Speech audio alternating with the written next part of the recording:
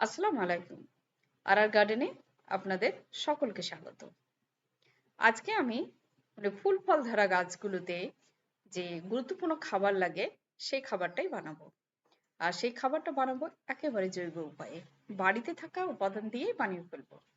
আর দুই একটা উপাদান বাজারে কিনতে হতে পারে, সেটাও খুব কম দামেই পাওয়া যায়। তো খুব বেশি খরচও লাগে না, অল্প খরচের মধ্যে আমরা বাড়িতেই বানিয়ে নিতে পারবো। আমি যে আজকের ভিডিওটা শেয়ার করতে যাচ্ছি সেটা হচ্ছে জৈব অনুখাদ্য বা অর্গানিক মাইক্রোনিউট্রিয়েন্টস, যা ফুল ফল ধরা গাছের জন্য ভীষণই কার্যকারী। আমি ছাদ বাগানের যত্ন এই খাবার দিয়েই করি। যেসব গাছগুলিতে ফল ধরে যায় এই খাবার দিয়েই বানিয়ে ফেলি। তো এই খাবারের জন্য আমি কি কি নিয়েছি সেটা আপনাদেরকে একটু দেখিয়ে নিই। এখানে আমি ছোট্ট কাপে মেজার করে নিয়েছি, আপনারা বেশি কম নিতে পারেন। এখানে আমি 1 কাপ নিয়েছি গার্ডেনের শুকনো পাতা ফুল, যেগুলো ঝরে যায়, যেসব ফুলগুলো পাতাগুলো শুকিয়ে যায় সেই পাতাগুলো 1 কাপ নিয়েছি। পুরোপুরি মেজারমেন্ট আমি 1 কাপেরই করেছি। আর এটা কম বা বেশি হলে এমন কিছু ক্ষতি নেই, আপনারা বেশি করেও বানিয়ে রাখতে পারেন বা মানে ইনস্ট্যান্ট আপনি বানিয়ে গাছে দিয়ে দিলেন সেটাও পারেন। এখানে আছে চা পাতা সার, আমি এটা বানিয়ে রাখি বাড়িতে। এই 4 পাতা সারের ভিডিওটা আমার রেডি হয়ে আছে, আমি কাল পরশুর মধ্যে আপনাদেরকে দিয়ে দেবো। মানে খুব ইজি বানানো, কিভাবে বানাই আর কিভাবে ওকে সংরক্ষণ করে রাখে সবগুলোই দেখাবো। আর এখানে নিয়েছি আমি এই কাপের 1/3 ভর্তি চাল, আর তার সাথে 2 চামচ মতো মসুর ডাল। এটা নিয়েছি শিং কুচি,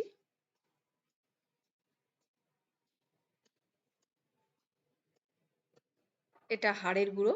এই দুটো জিনিস, শিংকুচি হাড়ের গুঁড়ো, আপনারা নার্সারিতে পেয়ে যাবেন। আর এখানে নিয়েছি ভার্মি কম্পোস্ট সার, যেটা আমি বাড়িতেই তৈরি করি। আমি ডেসক্রিপশন বক্সে লিঙ্কটাও দিয়ে দেবো। মানে ভার্মি কম্পোস্ট সার কিভাবে বাড়িতেই তৈরি করে ফেলতে পারবেন, 1 পয়সাও আপনার খরচ হবে না, বাজার থেকেও কিনতে হবে না। বাড়ির কিচেন ওয়েস্টেজ দিয়ে আমরা কিন্তু বানিয়ে ফেলতে পারি। আর এখানে নিয়েছি শুটকি মাছ, এটাও বাজার থেকে কিনে নিতে পারেন। আর বাড়িতে আমরা অনেকে শুটকি পছন্দ করি, বাড়িতে আমাদের আনাই থাকে। আর এই কাপে নিয়েছি ডিমের খোসা, তলাতে কিছুটা ডিমের খোসা গুঁড়ো করা আছে আর উপরে আরো 2-3টে ডিমের খোসা নিয়ে নিয়েছি। তো এইগুলোই হচ্ছে ইনগ্রেডিয়েন্টস।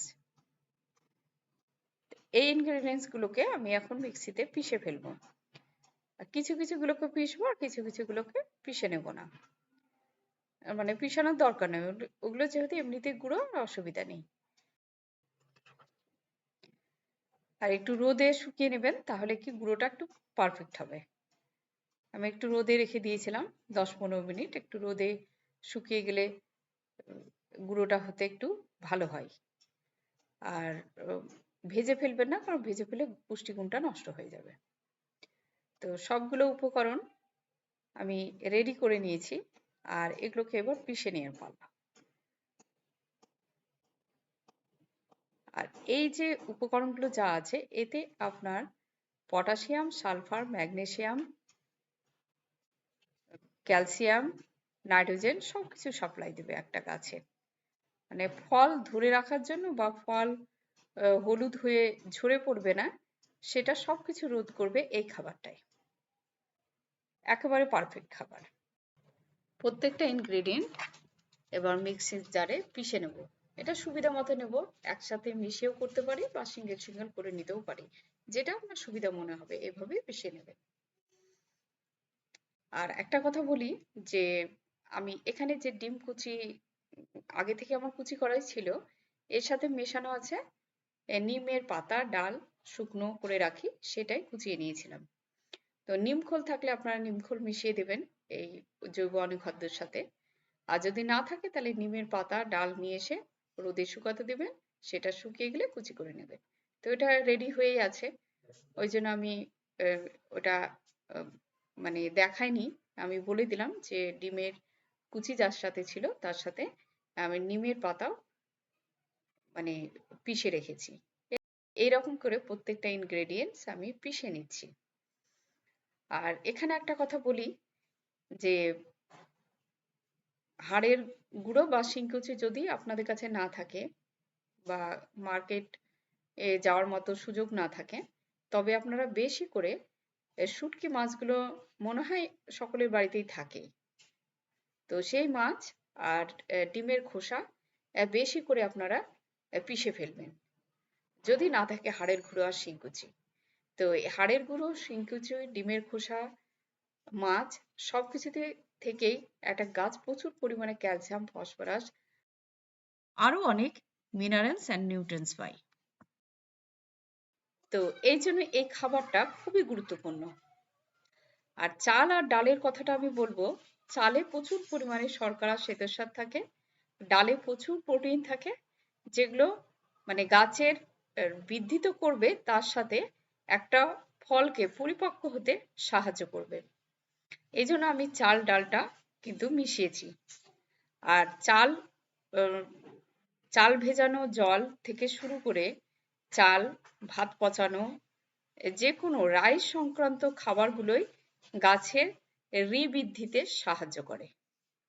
আর খোল, সর্ষের খোল, এখানে আমি সর্ষের খোল মেশাইনি, তবে সর্ষের খোল পচা জলটা আমি গার্ডেনে 7 দিন পর পর ইউজ করি। সর্ষের খোল কিন্তু প্রচুর পরিমাণে নাইট্রোজেন দেয় এবং সাথে গাছের রিবৃদ্ধিতেও সাহায্য করে। আর এখানে চা পাতা যেটা বলবো, তো চা পাতা এখানে ইউরিয়ার কাজ করে। চা পাতা প্রচন্ড পরিমাণে চা পাতাতে থাকে নাইট্রোজেন, যা আপনার গাছের বৃদ্ধিতে সহায়তা করে। তো এইরকম প্রত্যেকটা উপকরণই কিন্তু গুঁড়ো করে নিয়ে আমি মিশিয়ে নিয়েছি। এই জৈব মাইক্রোনিউট্রিয়েন্টস যাতে আপনার 6 মাস পর্যন্ত ভ্যালিড থাকে, তার জন্য এখানে আমি মিশিয়েছি 2 চামচ মতো হলুদ গুঁড়ো। হলুদ কিন্তু অ্যান্টি ফাঙ্গাসের কাজ করে, আর এটা প্রিজারভেটিভ হিসাবেও কাজ করে। আর তার সাথে আমি নিমের পাতা, আগেও বললাম যে নিমের পাতা আমি গুঁড়ো করে দিয়েছি। আপনারা চাইলে নিম খোলও দিতে পারেন, নিম খোল না থাকলে আমার মতো নিমের পাতা গুঁড়ো করে দিয়ে দিবেন, সেটাও কিন্তু অ্যান্টি ফাঙ্গাসের কাজ করবে। তাই এই মিশ্রণটাকে আমি রোদে 10 থেকে 15 মিনিট একটু শুকিয়ে নিয়েছি, তারপরে প্যাকেটে রেখে দিয়েছি। এটা 6 মাস মতো কোনো সমস্যা নেই, এটা নষ্ট হওয়ার কোনো সমস্যা নেই। 6 মাস আপনার এমনি বাইরে থেকে যাবে। আর আপনি ইনস্ট্যান্ট তৈরি করে করেও গাছে দিতে পারেন বা বানিয়েও রেখে দিতে পারেন। এটা যখন ফুল ফল আসবে গাছে তখন অল্প করে দিয়ে দিবেন। এটার অ্যাপ্লিকেশন কিভাবে করতে হয়, আমি তো লাউ গাছে কিরকম ভাবে করতে হয় দেখিয়েছি।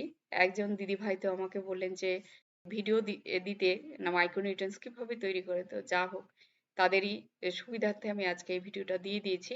তো সেখানে আমি প্রয়োগটা দেখিয়েছি, আর আমি অন্যান্য গাছেও দেখাচ্ছি যে ফুল ফল এলে কিভাবে দিতে হয়। এটা আমার বেগুন গাছ, এই বেগুন গাছটাতে এই মুহূর্তে বেগুন ধরে আছে। তো মাটিটা দেখতে পাচ্ছেন একটু শুকনো আছে, সামান্য ভেজা ভেজাও আছে। আমি এই জায়গাটায় 2 খানা বেগুন গাছ আছে। তো এইখানে র্যাকেটে আমি 2 টিস্পুন দিয়েছি। এগুলো কিন্তু আহ, লতা জাতীয় গাছ না, যে কোনো লতা জাতীয় গাছে কিন্তু একটু বেশি পরিমাণে লাগে। আর এই টাইপের গাছগুলোতে 2 টিস্পুন করে দিলেই হয়ে যাবে। আর আপনার যদি ছোট টাইপের টব থাকে তাহলে 1 টিস্পুন দেবেন, তার থেকে ছোট থাকলে হাফ টিস্পুন। এরকম শিম গাছেও আমি দিলাম 2 টিস্পুন, আর টমেটো গাছটাতেও 2 টিস্পুন দিয়ে দিয়েছি।